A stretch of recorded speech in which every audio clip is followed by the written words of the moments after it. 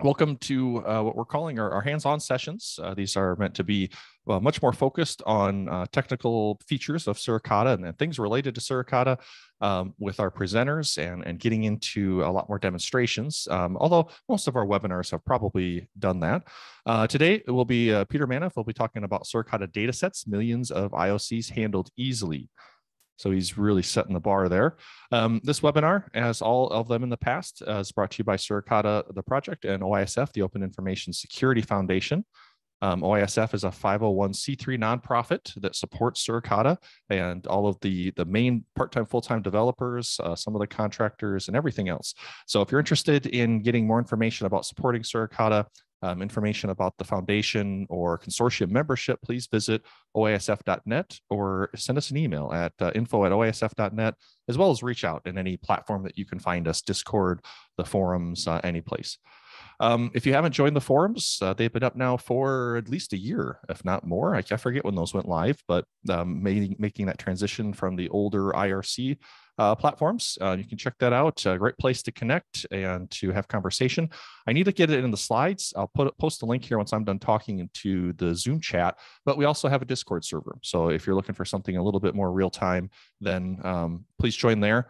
If you have any questions during the presentation today, please feel free to use either the Q&A feature in Zoom or use our Discord channel. We'll be watching both of those and be glad to answer questions or engage in any conversations that you have.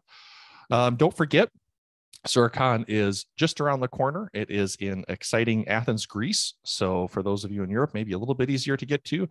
For those maybe in North America, a chance to fly across the Atlantic if you haven't done that in a while. I forgot the dates already, but it's October or November. We can pull up the website here in a minute. And we'll have 3 days as usual. It'll be an in-person virtual hybrid with 2 days of training before. So check out suricon.net for all of the information, all of the calls. We've got call for posters, call for talks, and there's some scholarship information there. So go to suricon.net and check that out. So my part is done. Our speaker today, Peter Manoff at Pevma. If you follow him on Twitter, he is a pretty regular poster. Posts a lot of great information there. Has been with Suricata. He's one of the OGs as far as I'm concerned. 12 years with Suricata, part of the exec team. Leads the QA efforts and does a tremendous amount with training. You'll see Peter a lot of workshops and other things. In fact, I think our next workshop is with RSA coming in June in San Francisco, and then Wireshark Search Fest, which will be in July later that summer. He's also with Stamus Networks and produces the popular Selks distribution. Peter, you're amazing. That's all yours. You want to share the screen? Yeah, I'll share my screen. Okay, I'm going to stop my share. Share screen. Thank you, Juliana. Suricon is November 9, 10, 11. It's on my calendar, but I don't have it in front of me, so I'm lost. All I know is taxes are due in the U.S. Just thank you very much for the intro. You folks should see my screen coming up. Is it okay? Is it coming up all right? Yep, looks good. You sound good. Perfect, thank you. So, first of all, some of you may be new, some of you may already know this, but the word about Suricata and what is it and what it can do. Suricata basically is much more than an IDS, an IPS. It generates a lot of data that could be useful for a whole spectrum of network security monitoring, so to speak. So anything from alerts to protocol transactions to the flows to PCAPs, actually can do full packet capture to file extraction and similar. And it's been constantly improving and with a very high pace for the past 5 years. So it's truly a very, very capable monitoring solution. It has grown down to be much more than IDS and an IPS. You can do those as well. Now, I just wanted to set a little bit of more information about the Suricata. You can find, if you are ever wondering, a little bit of Suricata logs and what exactly raw logs from Suricata look like, including alerts. They're in standard JSON format. You can find them on a couple of places. On the official docs on the Suricata, read the docs. We have some on GitHub on the sales GitHub repo, and I'm sure there's some others lying around, especially on GitHub. But if you're ever wondering what the logs look like and what information is there generated by Suricata, you can easily have a look at the docs, basically. So in this workshop, we will be talking about a very small aspect of what you can do with Suricata. And one of those things is usually when you have IoCs or indicators of compromise and you want to match on them, or vice versa. And we're going to do a couple of hands-on actually examples. So apart from everything else that we've explained that what Suricata can do, the main features rather of Suricata, one feature that is available in Suricata 5, 6, and the latest dev edition, of course, is so-called datasets. So this is just a screenshot from our online docs, which are publicly available. So basically, the dataset functionality of Suricata just allows you to match on large amounts of data. So in other words, the example here is we're saying actually, if there is a DNS query, match it to the dataset called DNS-BL. So in other words, if the dataset contains that DNS query, we will generate an alert. So there is literally millions of such IoCs that we can load, and not at huge expense at all, to be very honest with you. At least testing with the latest editions anyway. And so basically the key here is the keyword dataset. And we're going to actually see exactly how we will use that with two hands-on scenarios as we move along. Two hands-on scenarios, apologies. So the docs are actually available, of course, on our online documentation repo. Please feel free to refer to those anytime. Now, those keywords are actually also aware of transformation. So in other words, you can transform it to, as an example here, to MD5 and then match on that. So that becomes very powerful, for example, when you matching on other buffers, not just the DNS names, but URLs and similar. So what does it mean? If you want to read actually a bit of more documentation, you can actually have a look at the link below. Now, the datasets can be used basically to plug in millions of IoCs. Literally, I've regularly used those before. I regularly use them now. Sometimes I actually engage into let's say QA happy hours where I just load 10 or 100 million just to see what's going to happen and how is that going to pass.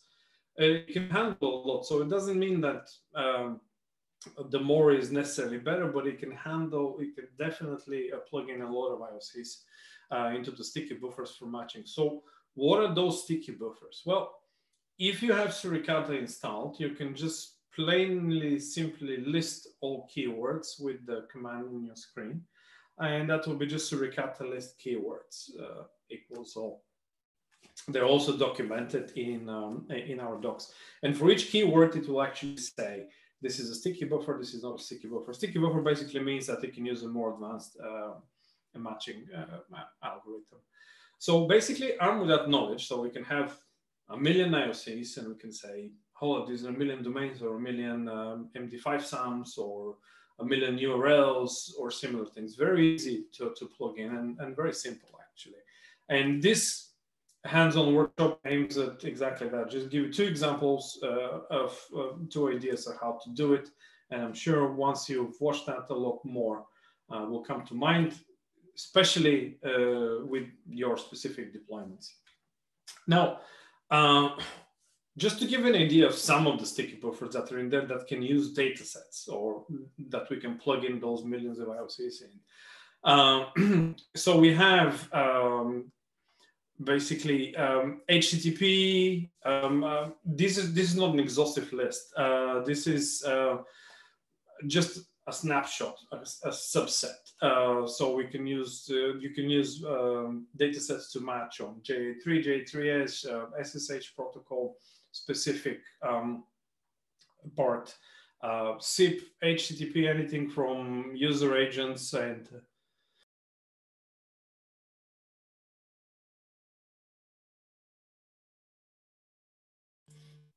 apologies, I had to mute, I sniffed. And HTTP, anything from user agent URLs and hosts, servers, and similar on. Just an example here, basically. So we have TLS versions as well, just to name a few more.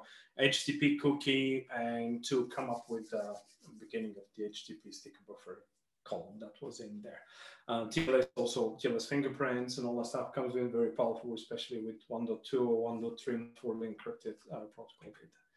Now, what we will do actually, as I mentioned, two examples, one using the Sirius, two open source tools, one using the Sirius Community Edition as part of CELTS, and one using Suricata Update.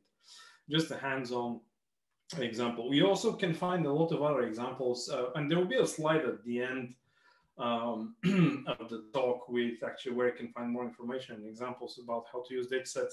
You can do a lot, you can also get a bunch of ideas from actually the Suricata Verify tests, because there we also have some dataset usage, and you have actually specific rules with datasets with PCAPs and similar things that also could be useful to get ideas.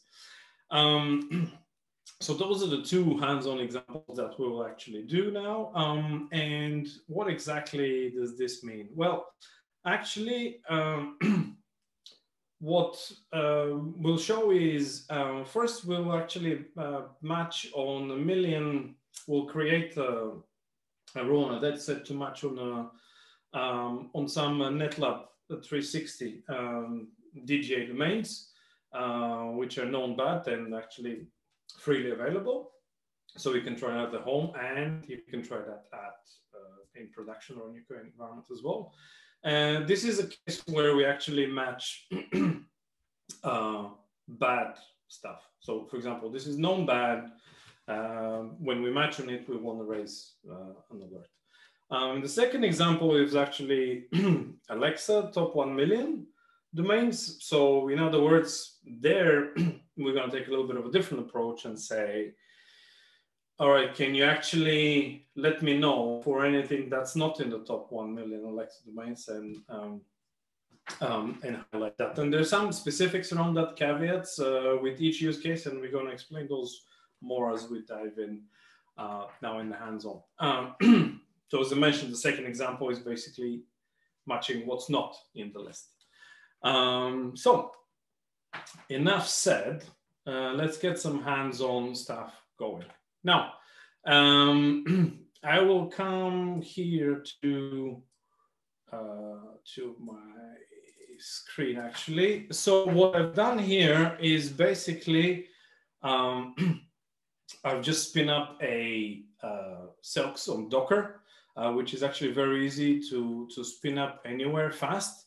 And what I did to spin it up is exactly that, Docker compose app-d. This is all it's needed basically. And it will spin up all these Dockers ready to go, ready to use anywhere, any Linux environment. Actually, it's a Docker, it's like OS agnostic. You can spin it up anywhere. So that is very fast to go.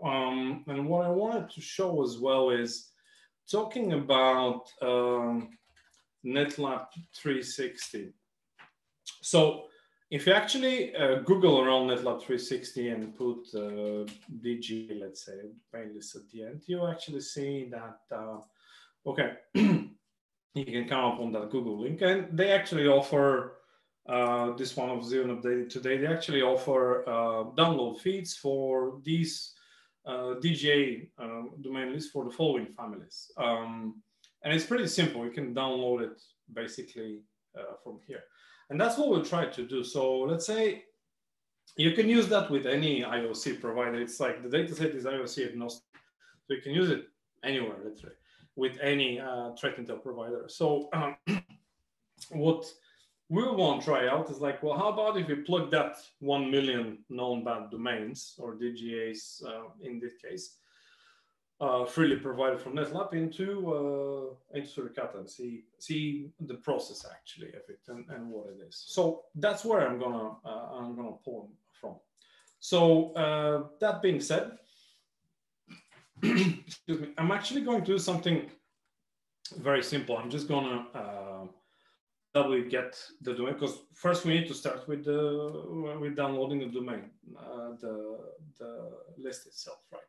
So basically what I'm going to do is the exact same thing from the web page. I'm just gonna download that list. The list is kind of pretty big, so we may take a bit of time, depending on your connection.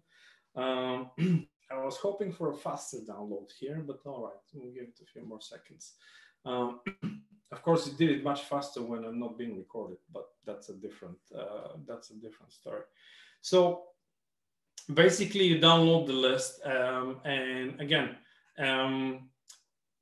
this is not bad because they actually update it daily, and they have different feeds, and they explain for each family or where they get the list from, and it could be interesting. For example, Emotet and new domains and that they use or that they updated. So it's worth actually having a look at, and especially if you want to plug it in, it's definitely a good idea to test it out. How's my download doing? Okay, downloaded. So as you can see, it's kind of pretty big. So if I actually look at it of this thing, so it kind of, okay, so minus, let's say 20. So it kind of looks like that. So basically, a bunch of different stuff in here and domains. And what I actually need to do now is kind of clean it up. So for that, I'm going to use a predefined command in here. Basically, I'm just going to carve out just the domains and dump them into NetLab 360 domain. So this will actually be, let's have a look. Let's have a look how this looks. Okay, so that looks just the domain list itself. And this is what we need actually to plug it into a data set in Suricata. And this is basically now you're having a list, IOC list, let's say. In our case, it's about, let's see, what's this? 1,002,557. Okay, so we got these guys. So what do we need to do? Well, first thing is actually, we would need to actually make sure we will be plugging in that data set into a rule. So what does a rule look like? Well, let's have a look. We have one here, an example that I've done. It's called NetLab 360 rule. So if I actually look at that, I'm just going to quickly, again, you have an example for those into online documentation and similar, but I'm just going to have a quick look at it here with you. Very simple, basically saying alert DNS, any DNS query that's going on out of the home network towards anywhere basically. So basically we're looking for an established flow where we have a domain query. And here is the trick actually. Basically we're saying if that domain query is present in the list, in the IOC list, in this case, NetLab 360, we want to alert. The rest of the stuff that you see is basically, it's going to load that list with IOCs from the ones that we just created. That's what we called it, NetLab 360.domains. And we're going to give it a memcap right inside the rule. So usually 1 million domains are usually anywhere between 100 and 150 megabytes. They need that to load. Once that's loaded, then the matching actually is very fast. So Suricata does that at startup when it loads the rules. I'm going to show you exactly how now.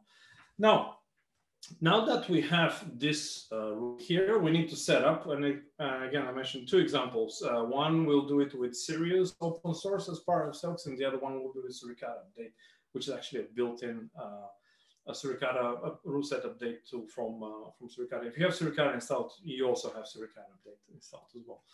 Now, let's go over and head on to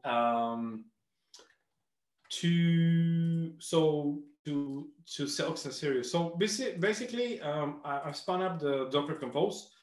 Again, at the end of the slides, there will be, you can spin up SOX on Docker in exactly 3 commands. Very easy on any Linux machine.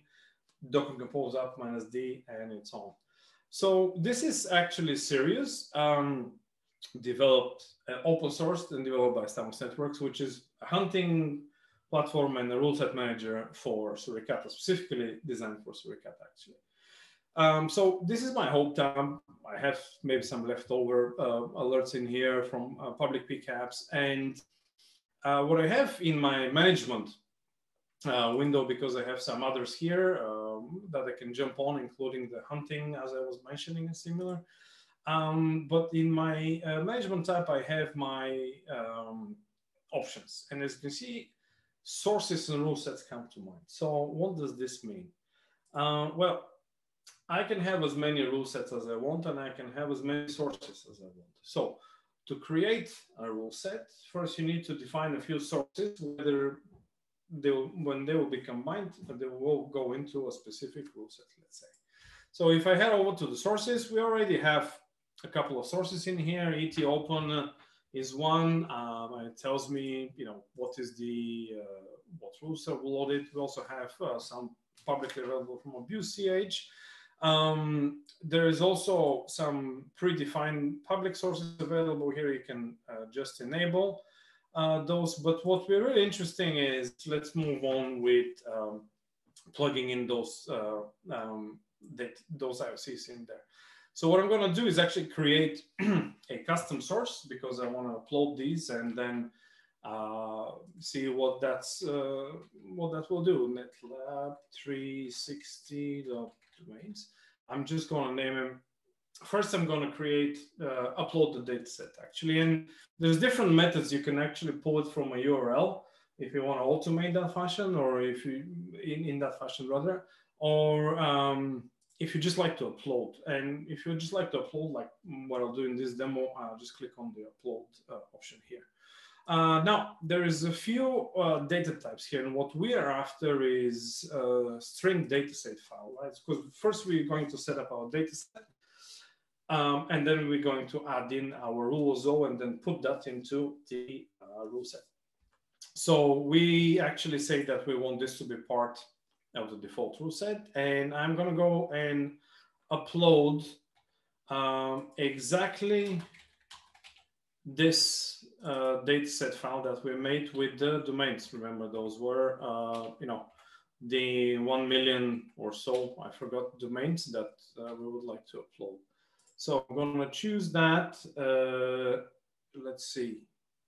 No, I don't want to choose that. I'm going to set up the domains, select the domains from here. Oh, my tab moved for some reason. Okay, so I've chosen my NetLab 360 domains. I'm going to click submit.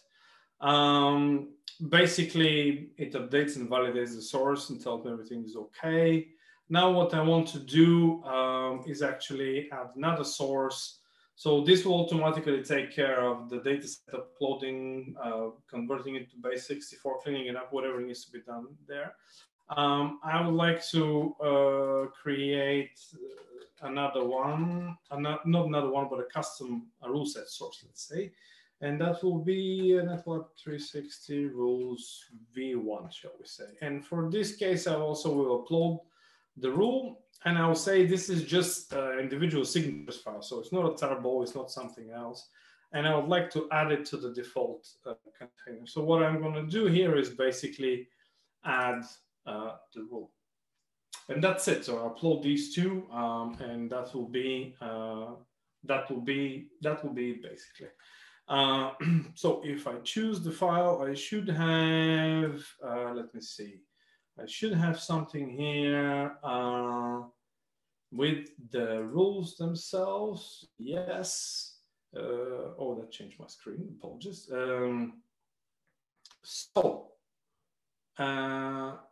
I click upload here, and I don't know why this keeps moving screens. Apologies, but it should always be here. As soon as I click upload and move windows, sorry. So here I upload my rules, so again, the rules are uploaded here, and I just click submit. What this will do is actually load the rules, let me know that there is a dataset source of NetLab 360 domains and it is a dependency. I need to get to the rule set. That's what I did at first. And now we're all set. So now what I need to do is basically update and push that rule set. And for that, actually, I'm going to come here, go to rule set actions, click update, build, and push, and that will just put the data set, the rules, the new rule set updates, and it will push it onto Suricata actually. But we want to confirm, right, that everything is correctly. So what I'll do is I will actually, sorry, not here. I will switch to my Docker install here, and I will,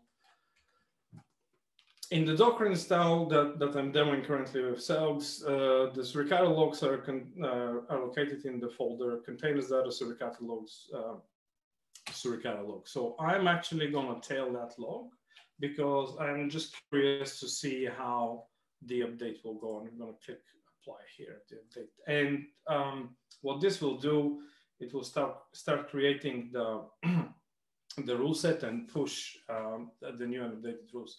And as you can see here, some of that move the screen, we actually have the confirmation rather. So this actually automatically updated all rules, put these new ones in there, and did a rule set reload for Suricata. So in other words, we have again 1,000,02557 records loaded from that data set. And at the end, it will actually say rule reload complete, and we're good to go. So that's it, basically. That was it. That was the whole setup. Now, from here on, there is different ways to automate. You know, for example, it will be better. This was just a manual upload to show the process, but it's also beneficial if you can automate that. So you can leave it to update itself every day. And there's an easy way to set up by cron jobs and similar. Those are all explained in the docs as well. I just wanted to show you the process here. Basically, this is it. Very simple. Just kind of a few clicks away, and honestly, under 5 minutes to set it up. No, not even more. I just took a bit longer time because I was explaining more and more each step. Now, what I'd like to do is actually go on to the second example where we'll use to do something. We'll actually do something similar, but with Suricata update, and actually using the latest Suricata update. So for that, I will switch to my other screen here, which is basically running Suricata inside of Docker. Okay, and so again, a very similar routine, but this time it will be hands-on example number 2. Which will be a little bit different. Here we said we will use the Alexa top 1 million domains to reverse the match, actually, to actually highlight when we are not visiting a Alexa top 1 million domain, because we just want to know, you know, okay, so this is a visit to a site that is not in top 1 million. It doesn't mean that it's bad by default, but it could be good to highlight once we filter out the local domain. So this is the example that we will actually do here. So let's see. I'm just going to go ahead here and actually download the file from Alexa. Very simple, you know, that we get. Hopefully this one will be faster. Yeah, get much faster now. I just said that, and so we give it a few more seconds. So this is basically the dataset. This is the indicators, if you will. So we'll download those. We're going to go straight to unzip This guy, okay, it's there. So let's have a look. Actually, what's in there? Right. Okay, so these are, let's say, the top 1 million domains listed like that. So I need to clean it up a little bit. Okay, so because we just need the domain, right? In this case, in this specific case, we actually don't really care of the scoring. What's number one? What's number two? We just need the domain. And that is actually a very easy housekeeping liner, basically awk to separate on the comma and just print out the domains. So let's have a look at what do we have in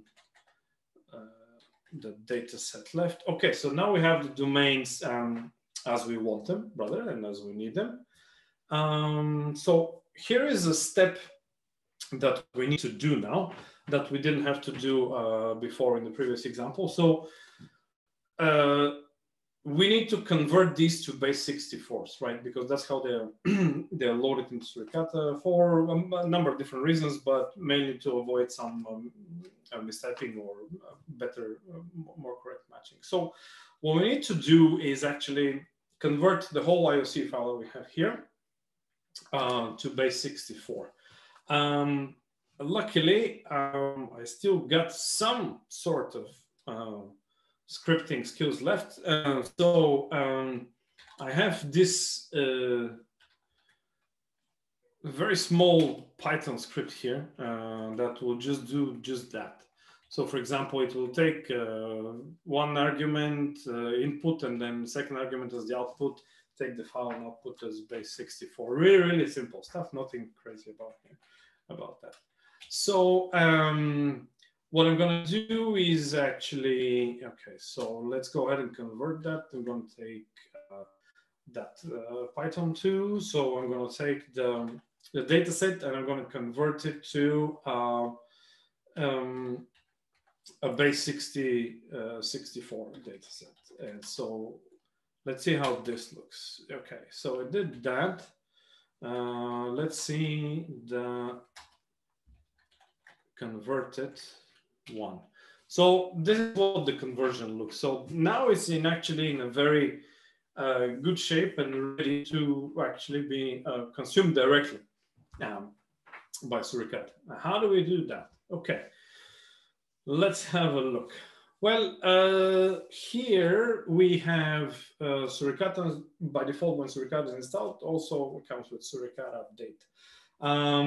So what does this look like? Well, Suricata update, if you actually, there is documentation, of course, online, but there's also a help menu and it's pretty powerful, can do a lot of things. Basically, it's a command line tool for updating rules, adding sources to the existing Suricata and similar things. Now, what we need to do is, in this specific example, I want to pass the data set in the rule to Suricata update. And that's actually very easily done by, if I'm not mistaken, by the local command, because I just have them locally, so you can pass a URL as well to fetch it from somewhere else, but I have them in here locally, so I can just ingest them in locally. Now, what are we forgetting? We have the data set, we have the IOCs, we converted it, it was so good, and that's great, but we still need the matching rule, actually. So, for example, we still need that rule that we will plug the data set in, right, into that sticky buffer. So let's see, I think I have something prepared in here. Yes, I do. So let's have a look at this DNS rule. Basically, an example, a very simple one. What does it do? As we said, this is the second case, right? So in this case, in previous case, we said we want to match. In this case, basically we're saying if it's not in the data set, then we want to raise a hand. And it's actually very simple. So a typical regular Suricata stanza. And let's not forget, this is the DNS query itself, or the domain itself. And that's actually the sticky buffer. So those are the sticky buffers that we were talking about on the slides before. And basically we're saying, if it's not in that data set, raise an alert. Now, here is actually, we're telling it load that data set here with that memcap and that hash size. So basically we're loading this, this data set. We have a name for the data set in the Suricata rule, which we keep it as non-top 1 million. And we're saying, yeah, if you come across a domain and it's not in the top 1 million, raise an alert. Now, this could be verbose, as I said before, especially because a lot of local domains can actually will come in here. But there's a way to negate and limit the noise there. That's a different workshop. But in essence, we say any publicly visited domains that are not in the top 1 million. We just want to, have an easy way of recording them, of what happened, when, how. And since Suricata is very verbose in its JSON logs of how and what to do, that gives even more power when you're actually using the standard tools like Splunk and Elasticsearch to pivot in that data, especially to correlate with all the rest of the data that Suricata produces, like protocol transaction logs and or even pickup and capture or file extraction and similar. Now, we have our rule, we have our data set. So let's put them to work. Let's put them to work. So for that, let me see. Let's create a directory called rules. So this will be actually in OPT datasets. And what are we going to do? We're going to move the rules there to rules. And then we will also move the data set itself, right? So we will do that. Okay, we will move it into rules. Okay, so this is what we have. Rules. That's it. So this is a local directory. It has our rule file and it has our data set file that's already been converted. So now we want to tell Suricata. In this case, I'm using the latest one, so I'm just going to use a full line. So in this case, we will actually tell Suricata update, and we're going to say, hey, do the regular update, but also use these rules that actually activates matches on a million data set. A million data set entries. Are they a million? That's a good question. Let's see. So let's say, yeah, 1 million exactly. Okay. So now our command is actually very simple. Suricata update has a very extensive documentation and a very easy switch on the command line -h to show you that.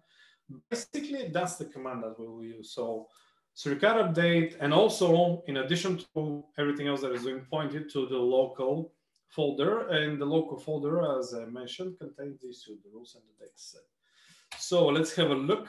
So this is what it will do. It will say, I'm using the latest Suricata, but your installation could be a different version. And so this will actually load the regular stuff, which is the ET Pro rule set, which will load some default rules that come in with Suricata. And also will load our local dataset matcher. And here is the note. Now, what is interesting here is that by default, Suricata updates will say exactly where we will put all the rules. And if we say we want to basically grep on our dataset rule that we just put in, So I think we named it grape top 1 or something like that from the rules file. Let's have a look. There it is. Okay. So basically, Suricata update took it and put it in into all the rest of the Suricata rules. And here's our rule. As you can see here, it has actually a little bit of a different name, which is actually an MD5 sum, because that MD5 sum is actually the MD5 sum of the data set itself. Now, so far so good. That was Suricata update, very easy, just point it out. Suricata update will ingest it and do the job. Now, but let's have a look. So because we're, let's say we're suspicious too, okay? So let's have a look what Suricata will say about it. So in our case, we actually updated Suricata, but again, as I mentioned, a Suricata update is basically installed with Suricata. So if you have one, you have that. So in our case, I will actually just want to test it, okay? I'm just going to push the -T switch and say, test it out, and what this will do, we'll just load up the config and spit an error otherwise. And I want it to be verbose, right? So I want to see everything. So I'm just going to hit it, maybe scroll down the resolution a little bit. This was a bit too fast. This is very verbose info, very useful actually for what Suricata does when it's loads. But here is our test actually. So basically, it's loading the name of the set that we gave to is known top 1 million DNS. It's loaded 1 million records. This is on top of all the rest of 25,000 rules that it loaded. And let's see, configuration provided was successfully loaded, exiting. So that would basically mean that you know, we're good to go. Basically, we can actually plug that in and go into the next step. Let's say deploy it on a test box or on a QA box, and then the next step, which will go into production. So that was basically the very simple, easy way of actually two different hands-on cases, a very simple way of loading millions of IOCs, and it could be more than 1 million. Okay, it could be 2, it could be 10. So it doesn't necessarily mean that if you load 10, it's better. Quality of threat intelligence is also a factor to be accounted for. I just wanted to show you hands-on with open source and free tools of in 2 use cases inside basically 40 minutes. How to do it, and hopefully give you some ideas that you can implement at home. It's a feature that could be very helpful because it could be plugged into so many places, and if used wisely, actually helps a lot of detecting bad stuff, which is what we're all after all, you know, so to speak. I would like to kind of open it up for questions, or if there is anything that you may like me to repeat or describe a little bit better, we're more than happy to. And I'll actually head over to see if there's any Q&As here. Josh, do you see any Q&As? Or can you hear me okay still? Yes. I hope I haven't been talking before with that. Yeah, we do have a couple or at least one person has 2 questions. Right. So great webinar. How are duplicates handled in the data sets? Are they recognized? So that's question 1. They're not. I don't think Suricata will throw in an error that there is a duplicate in the data set. But I think you need to make sure that you clean it up and you load it up properly. So this is my suggestion number 1. Then actually rely on anything else to tell you that there is duplicate. Because I've actually never specifically purposefully tested with duplicates, but that was because all the scripting that I've used makes sure that there's no duplicate before. So as a rule of thumb, a good recommendation is actually that on my side. Okay, awesome. Second question, are there any differences regarding performance when having one large data set list in a single rule compared to having multiple smaller lists in multiple rules? Sorry, one more time. I didn't hear the first part of the question. If you could repeat one more time. Yeah. Is there a performance difference between having one large data set in one rule or smaller data sets over multiple rules? I wouldn't think. I don't think so. It basically really depends on the use case. So, for example, if let's say you have a list of 1 million domains or whichever, it's better just to use that list in one rule than have 10 different rules with 100,000 lines. I mean, it really depends on the use case, because one could be domain matching, the other list could be MD5 SAM matching, the third list could be URLs matching, and all those sorts of things. So I would say one per, but again, 1 million entries is a big list. It's not a small one, and it really. I would really suggest to look more into the use case of it, and once you have the use case done, then plug those in and then start testing. But I personally have not seen a performance improvement if you split the list in smaller chunks. Actually, the whole purpose of the list is to be able to plug it in as one list instead of many. Hope this answers your question. Okay, yeah, that was it. If you have any questions or any follow-up to that, please feel free to use the QA feature, watch in the chat and Zoom. And then, of course, there's our Discord, which I said I'd post that link. And then as soon as I shut my mic off or put it on mute, I forgot. Let me see if I can grab that. Oh, I actually forgot totally to, apologies, to share as promised some information at the end of the webinar, basically. So Suricata update, and those are the slides actually, so to make it part of the webinar, the record webinar. So Suricata update documentation is on the link. How to get up Sirius running inside 2-3 minutes. Basically 3 commands on any Linux. You just spin up the Dockers and then shut it down. Very easy to test. I use it a lot for just to read PCAPs or just to explore or just for training. Very easy, fast way to do it. You can always ping me up on Twitter or on email. We have forum Suricata IO, as Josh mentioned. The docs, read the docs of Suricata, and then the rest I'll leave for you, Josh. Any webinars or Suricon, of course, coming up.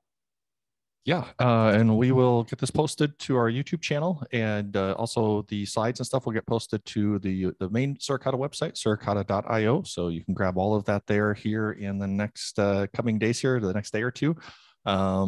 I think with that, I'll probably stop the recording. That doesn't mean that we stop the webinar. So still, if you have questions or something, feel free to grab to post those. So